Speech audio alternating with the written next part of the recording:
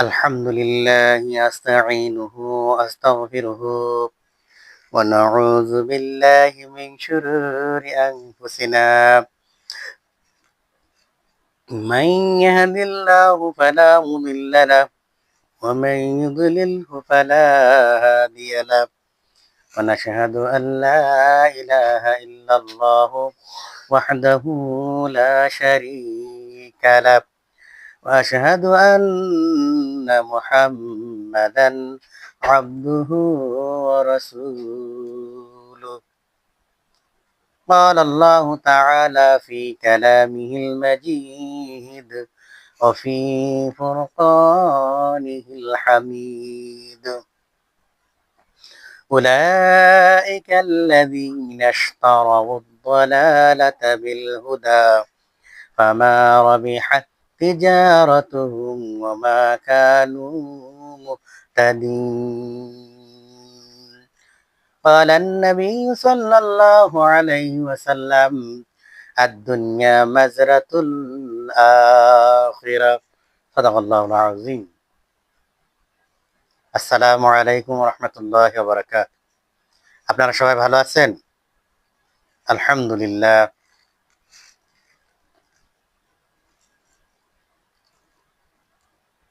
দুই বন্ধু, একজন হলো বড়লোক বন্ধু, টাকা পয়সা অনেক আছে অহরহ। আর একজন হলো গরিব, সে দিনাতিপাত করে দিন চলে, প্রতিদিন নিত্যদিন আনে তো খায়, অনেক সময় উপোস থাকে। তো দুই বন্ধু লেখাপড়া করতে করতে তারা এমন বন্ধু, একজন আরেকজনের ছাড়া চলে না, কোথাও যায় না, বেড়াতে যায় না, খাইতে বসে না, ঘুমোতে যায় না, এমনকি প্রাণ প্রিয় বন্ধু, যেটাকে হামিম বলা হয়। অর্থাৎ নিজের জানকে বাজি রেখেও বিপদে পড়লে ওই বন্ধুকে আরেক বন্ধু বাঁচাতে চায়। আমার বন্ধুরা, ওই দুই বন্ধু যখন লেখাপড়া শেষ হয়ে গেল, মাস্টার্স কমপ্লিট করে ফেললো, এবার বলতেছে বন্ধু, ও দুস্থ বন্ধু, এক বন্ধু আর একজন বন্ধুকে বলতেছে, আমরা তো লেখাপড়া শেষ করে ফেললাম, এখন কি করব? চাকরি বাকরি করতে হবে, চলো রে বন্ধু, চাকরি করার আগে আমরা তো আমেরিকা নামক একটা দেশ আছে, আমরা ওই আমেরিকায় চলে গিয়া কিছুদিন বেড়ায়ও আসি আর চাকরিও করে আসি। তো গরিব বন্ধু তখন রাজি হইল, বললো ঠিক আছে বন্ধু, তুইও পাসপোর্ট ভিসা ব্যবস্থা কর, আমিও পাসপোর্ট ভিসার ব্যবস্থা করি। আমার বন্ধুরা, ওই বড় লোক বন্ধু, তার তো টাকা পয়সা অভাব নাই, অহরহ অনেক হোটেল টাকা পয়সা। সে বাবাকে গিয়ে বলল, 1 টাকার জায়গায় 2 টাকা দিয়ে সে পাসপোর্ট ভিসা তাড়াতাড়ি রেডি করে ফেললো।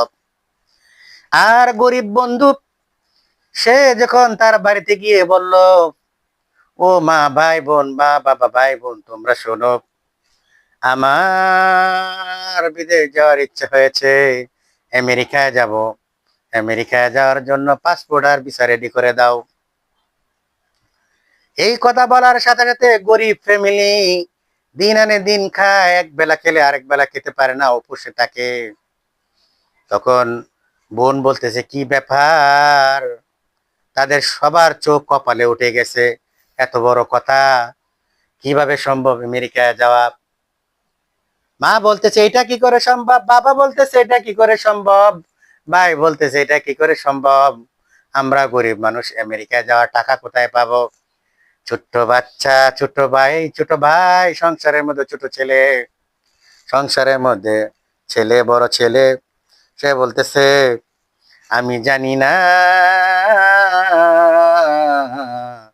আমার আমেরিকা যেতেই হবে, কিভাবে ভিসা পাসপোর্টের ব্যবস্থা করবে? তোমরা তাড়াতাড়ি ব্যবস্থা করো, নাইলে একটা অঘটন ঘটায় হলাম, নাকি কয় না? আমাদের এরকম কিন্তু হয়। বাবা অনেক সময় বলে, তোরে আমি টাকা পয়সা দিব না, ছেলে বলে দিতে হবে, বাবা কয় তোরে ত্যায্য করলাম, ছেলে কয় তাহলে আমি বডি দিয়ে আপনার গলায় কূপ দিলাম। আছে না? বহুত আছে। এই জন্য বন্ধুরা আমার, তখন ওই ছেলেটা বললো কিভাবে পাসপোর্ট ভিসার ব্যবস্থা করবে আমি জানি না, কিন্তু তাড়াতাড়ি পাসপোর্ট ভিসার ব্যবস্থা করো, না হলে কিন্তু একটা অঘটন ঘটায় ফেলামু। এই কথা বলার পরে ফ্যামিলিরা যখন পরামর্শে বসে গেল, বসে যাওয়ার পরে তখন ছোট বোনটি বলতেছে, আমার আদরের ছোট ভাই, ছোট কাল থেকে কোনো কিছু কোনো প্রয়োজন আমরা তাকে ভুল বুঝতে দেই নাই, তাকে না দিই এরকম কিছু নাই, সব প্রয়োজন তারা আমরা মিটাই দিয়েছি তার। এখন যখন আমেরিকায় যাওয়ার বায়না ধরেছে, যে যা পারো টাকা পয়সা যেভাবে পারো ব্যবস্থা করো। এই কথা পরামর্শ করার পর, বোনের কথা শোনার পরে মা বাবাও রাজি হয়ে গেল, ছোট ভাই রাজি হয়ে গেল। এইবার মায়ের কানের দুল আর হাতের বালাগুলো খুলে দিয়ে তাকে বললো এগুলো বিক্রি করে টাকা ব্যবস্থা করো। বোনের গলার চেন বিক্রি করে দিয়ে বলল না ওটা বিক্রি করে ব্যবস্থা করো। আর বাবা তখন কিছু সঞ্চয়ের টাকা তখন গুছিয়ে দিয়ে বলল এটাকে দিয়ে তুমি কিছু টাকা পয়সার ব্যবস্থা করো।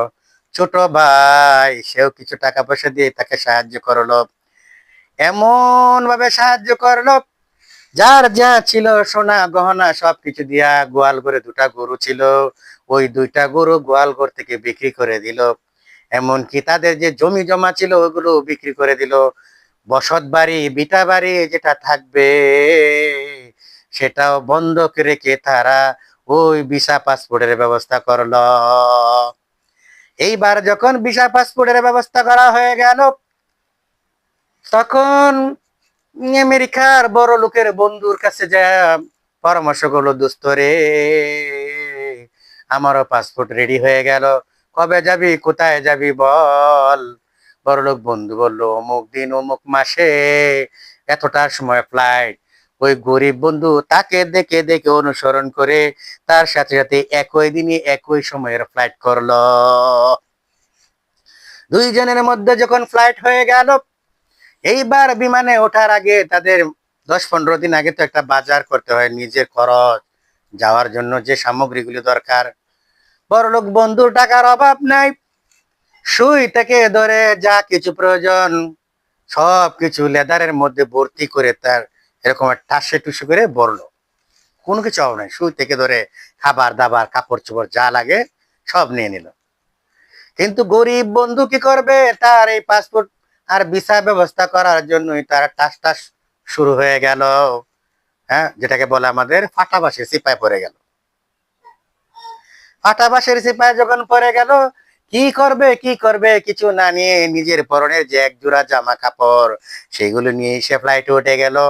আর যাবার আগে আধা কেজি চিরা আর 500 গ্রাম গুড় নিয়ে সে উঠে গেল। এই বিমানে ফ্লাইটে উঠে গেল, একই সাথে একই সময়ের ফ্লাইট বন্ধুকে নিয়ে আমেরিকায় উড়ে গেল। আমেরিকায় যখন যাচ্ছে, বিমানে যখন বসে গেল, ফ্লাইট যখন শুরু হয়ে গেল, বিমান যখন আকাশে উড়তে শুরু করলো, গরিব বন্ধু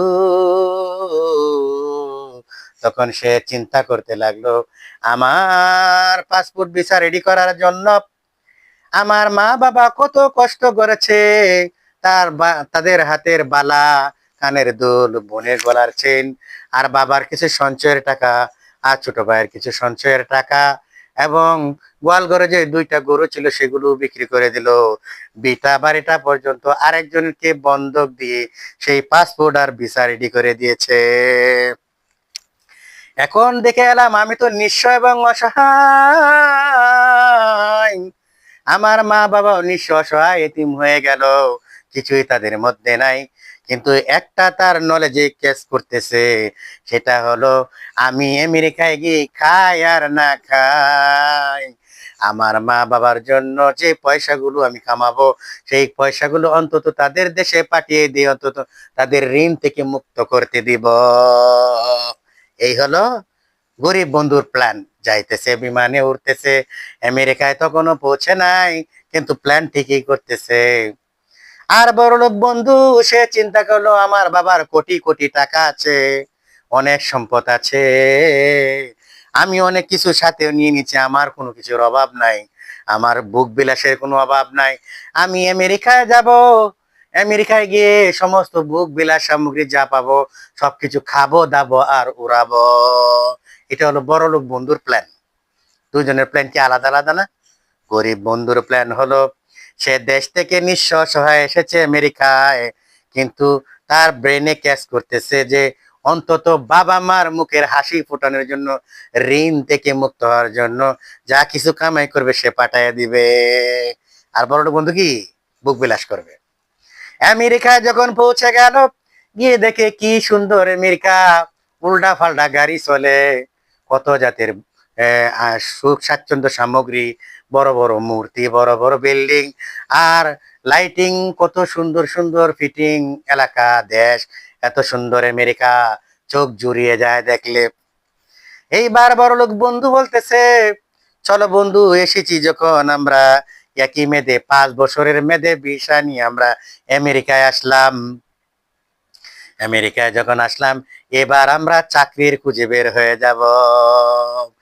আল্লাহ রাব্বুল আলামিন বলেন, উলাইকাল্লাযীনা ইশতারাউদ-দালালাতা বিল হুদা ফামা রাবিহাত তিজারাতুহুম ওয়া মা কানু মুহতাদিন। আল্লাহ রাব্বুল আলামিন বলেছেন, ওই ব্যক্তির চেয়ে পথভ্রষ্ট হতভাগা আর কে হইতে পারে যে হেদায়েতের পরিবর্তে গুমরাহিকে খরিদ করলো। ভালোটাকে রেখে খারাপটাকে চয়েস করলো। তা ভালোটাকে রেখে খারাপটাকে কে চয়েস করলো? বড়লোক বন্ধু। আর গরিব বন্ধু সে চিন্তা করতেছে, আল্লাহর নবী বলেছেন, আদ-দুনিয়া মাজরাতুল আখিরা, এই দুনিয়াটা হলো উম্মতদের জন্য, আর আখিরাতের জন্য উম্মত তারা এরকম। এই দুনিয়াটা হলো আখিরাতের জন্য শস্য ক্ষেত্র। এই দুনিয়াতে এসেছি আখিরাত কামাই করে নেওয়ার জন্য। আর গরিব বন্ধু আমেরিকায় গিয়ে কিন্তু সেটাই চিন্তা করতেছে, আমি যে দেশ থেকে আসলাম, অন্তত যাই কিছু কামাই করি, আমার বাবা মার মুখে হাসি ফুটানোর জন্য, ঋণ মুক্ত হওয়ার জন্য আগে কিছু টাকা পাঠিয়ে দিতে হবে। এটাই হলো আর দুনিয়া মাজরাতুল আখিরা। সেটা করলো গরিব বন্ধু। আমার বন্ধুরা, দুই বন্ধু তখন দুইটি চাকরি পেয়ে গেল। বড়লোক বন্ধু 1 লক্ষ টাকা বেতন, আর গরিব বন্ধু 50,000 টাকা বেতন। গরিব যেমন চাকরি তেমন, বড়লোক যেমন চাকরিও তেমন। হাই লেভেলের চাকরি বড়লোক, হ্যাঁ। 1 লক্ষ টাকা বেতন। গরিব বন্ধুর টাকা নাই, ঘুষ নাই, পয়সা নাই, 50,000 টাকা বেতন। তাও একজন তাও একটা কলকারখানায়, পোশাক শিল্প কারখানায়, যে কোনো একটা শ্রমিকের কারখানায়। আর বড়লোক বন্ধু ডেটিং ডুটিং ফাইটিং করে, তাল্টি বাল্টি করে, তাডিং নাডিং করে সে কি করলো, একটা ঘুষ দিয়ে অফিসের মধ্যে চাকরি নিয়ে নিল। 1 লক্ষ টাকা বেতন। এইবার চাকরি দুজনের সময় চলে যাইতে লাগলো। আর বড়লোক বন্ধু যখন এই টাকা পায়, ওই টাকা পাইয়া সে চিন্তা করলো, আমেরিকা এত সুন্দর আমেরিকা, দেখলে প্রাণটা জুড়িয়ে যায়, খাবার দাবার অভাব নাই, সুখ স্বাচ্ছন্দ্যের অভাব নাই, ওষুধপত্রের অভাব নাই, সবকিছু আছে। এখানে সে একটা জমি কিনেছে, তারপর বেতন পাইয়া, আরো বেতন পাইয়া সে এখানে একটা বাড়ি করেছে। এইবার চাকরির অবস্থায় যখন 2-3 বছর চলে গেল, তখন একটা বাড়ি করলো বড়লোক বন্ধু। বড়লোক বন্ধু যখন বাড়ি করলো, বাড়ি করার সাথে সাথে ওখানে তার যত বুক বিলাসের সামগ্রী প্রবেশ করালো, সুখ স্বাচ্ছন্দ্যের সাজ সরঞ্জাম দিয়ে ভরে ফেললো। এমন ফাড়ার ঘরের ফাড়া, এমন মগার ঘরের মগা, বাইরে থেকে মাইয়া নিয়ে বাড়িতে ভর্তি করে। নাউজুবিল্লাহ। কত বড় মগার ঘরের মগা, কত বড় ফাড়ার ঘরের ফাড়া। কথায় আছে না, বান্দর বুড়া হইলো গাছ বাওয়া ছাড়ে না, ঠিক কিনা? আমার বন্ধুরা, ওই বড়লোক বন্ধু তখন বুক বিলাসে তার জীবন যাইতে পারলো, সে খুব আনন্দে আরামে তার দিন যাইতে লাগলো। এমনই অবস্থায় গরিব বন্ধু সে যখন পোশাক শিল্প কারখানায় কাজ করা শুরু করে দিল, অথবা কোনো একটা কলকারখানায় কাজ করা শুরু করে দিল, মাসে যখন বেতন পায়, 50,000 টাকা বেতন পাইয়া কি খুশি। এরকম ভাবে 2 বছর 3 বছর যখন হয়ে গেল, এইভাবে সে প্রতি মাসে যখন 50,000 টাকা বেতন পায়, ওখান থেকে 500 টাকার দুটা নোট বের করে 500 টাকা দুটা নোট বের করে এই 1000 টাকা দিয়ে পুরা মাস সে খাবার খেয়ে যায়। আর রাত্রিবেলায় তখন এক পোশাক এসেছিল, দ্বিতীয় পোশাক কিনে নাই। রাত্রিবেলায় কলকারখানায় ইট মাথায় দিয়ে শুয়ে পড়ে। এইভাবে 2-3 বছর চলে গেল। আর প্রতি মাসে মাসে টাকা 50,000 টাকা, 1 লক্ষ টাকা, 2 লক্ষ টাকা বাংলাদেশে মা বাবার নামে মনি অর্ডার করে সিলমরে বাংলাদেশে পাঠায় দেয়। বাংলাদেশে যখন পাঠায় দেয়, মা বাবা টাকা পায়, ভাই বোন টাকা পায়, কি খুশি, এত খুশি, এত খুশি। তাদের আগে 2টা গরু ছিল। এই বাইয়ে টাকা পাঠানোর কারণে, সন্তান টাকা পাঠানোর কারণে তাদের এখন গরুর একটা ফার্ম হয়ে গেল। আর চতুর্দিক দিয়ে জমি কিনতে কিনতে অর্ধেক এলাকা তাদেরই হয়ে গেল। এমন অবস্থায় বন্ধুকে বিটা বাড়ি ছুটিয়ে ফেললো। ছুটানোর পরে ওই বাড়িকে তারা আলিশান করে বিল্ডিং তৈরি করলো। তারপরে ওইখানে এসি এয়ার কন্ডিশনার ফিট করলো। তারপর মরিচা বাতি, লাইটিং দিয়ে, জার্জি দিয়ে, ঝাড় বাতি দিয়ে পুরা বাড়িটাকে রাজকীয় বাড়ি করে ফেললো। এমন অবস্থা করলো, টয়লেটের ভিতরে যায়, ওখানেও এসি ফিট করে দিছে। পায়খানা করতে বইবো, এখানে এসি ফিট করে, যে গরমও লাগবে না, ঠান্ডাও লাগবে না, কি আরাম। হ্যাঁ আমার বন্ধুরা, এই অবস্থায় যখন তারা, আগে মানুষ তাদেরকে সম্মান দিত না, এখন রাস্তা দিয়ে যায়, মানুষ তাদেরকে সালাম দেয়।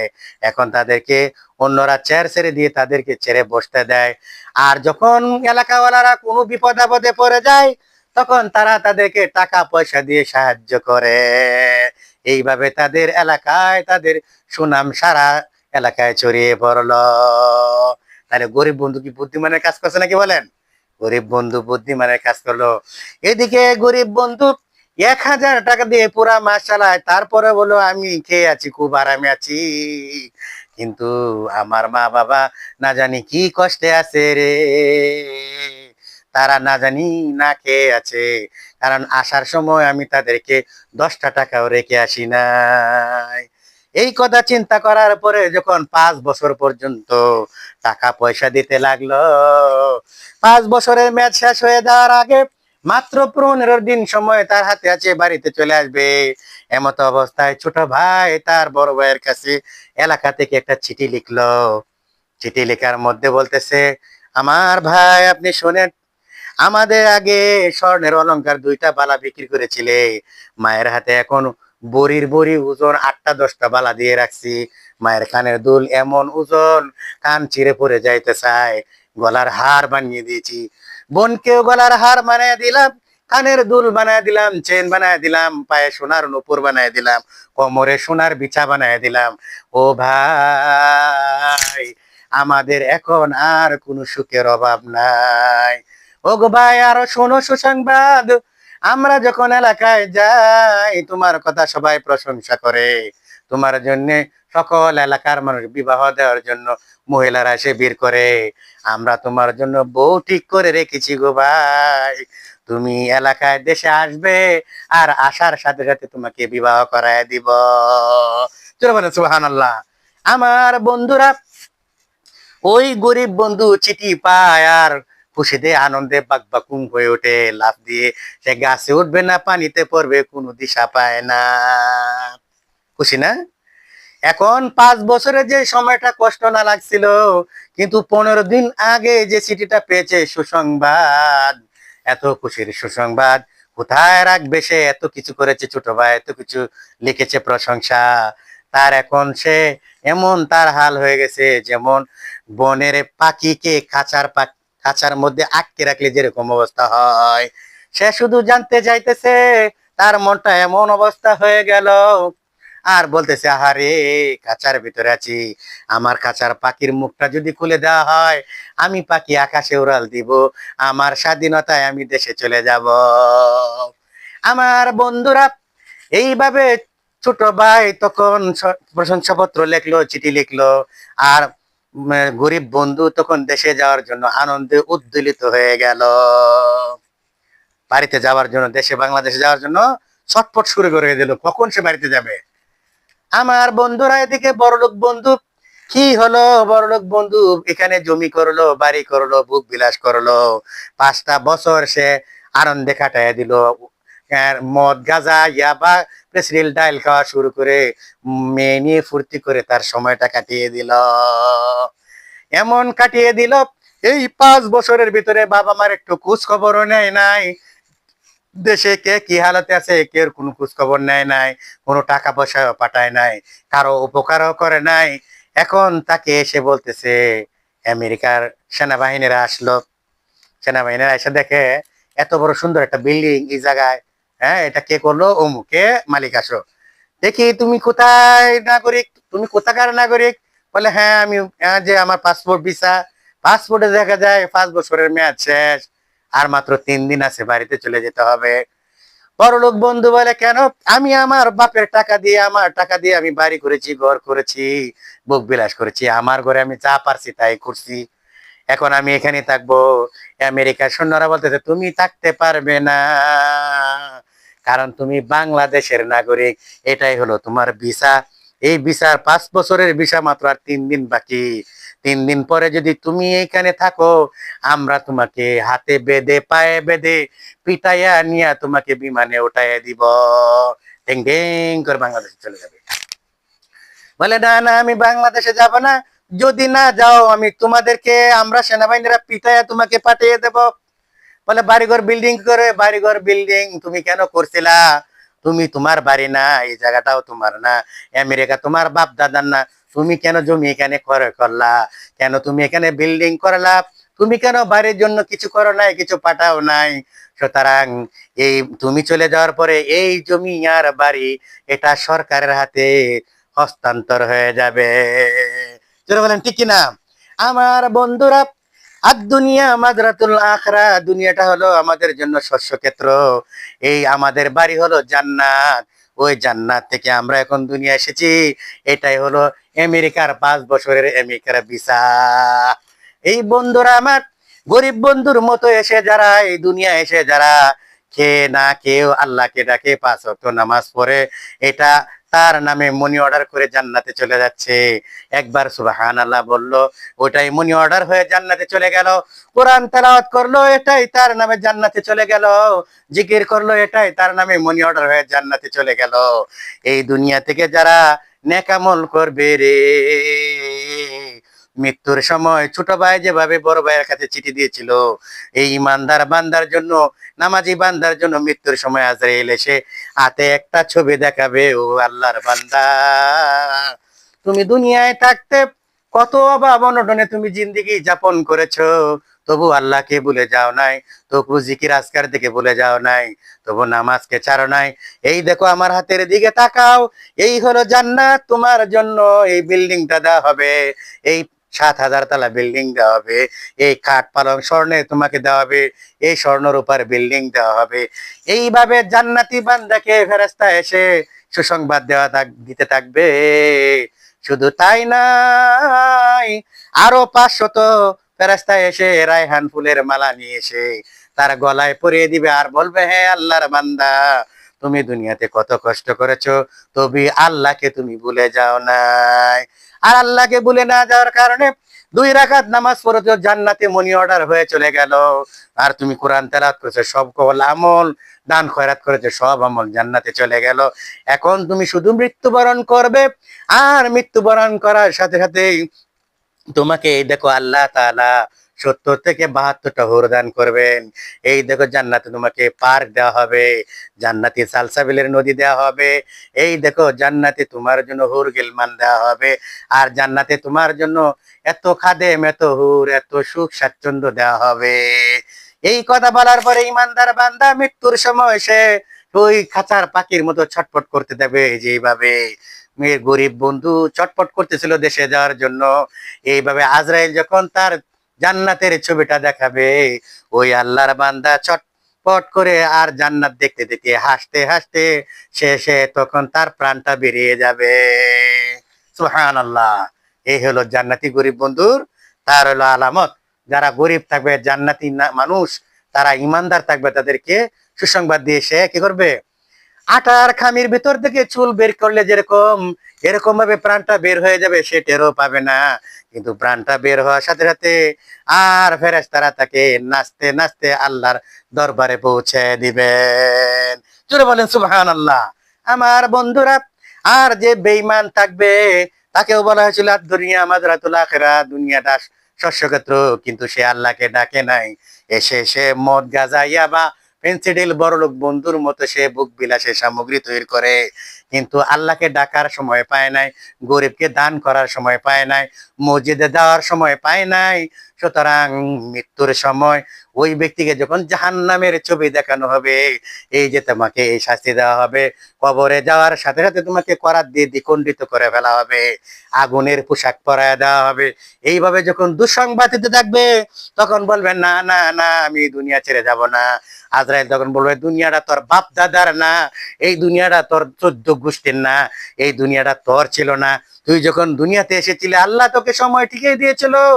60-70 বছর হায়াত হলো, বিশা 5 বছরের মতো। এই 60-70 বছর হায়াতে তুই আল্লাহকে একবারও ডাকিস নাই। কিন্তু সে যখন বললে আমি যাব না, ফেরেশতারা বলবেন যদি না যাইতে চাও, লোহার গর্জন নিয়ে আসি, পিটাইয়া পিটাইয়া তোমার পায়ের থেকে নখে থেকে পিটাইতে পিটাইতে তোমার রূহ বের করে আমরা তোমাকে এরকম জাহান্নামে নিয়ে ফেলে দিব। জোরে বলেন নাউজুবিল্লাহ। ওমা আলাইনা ইল্লাল বালাগ। আসসালামু আলাইকুম ওয়া রাহমাতুল্লাহি ওয়া বারাকাতুহু।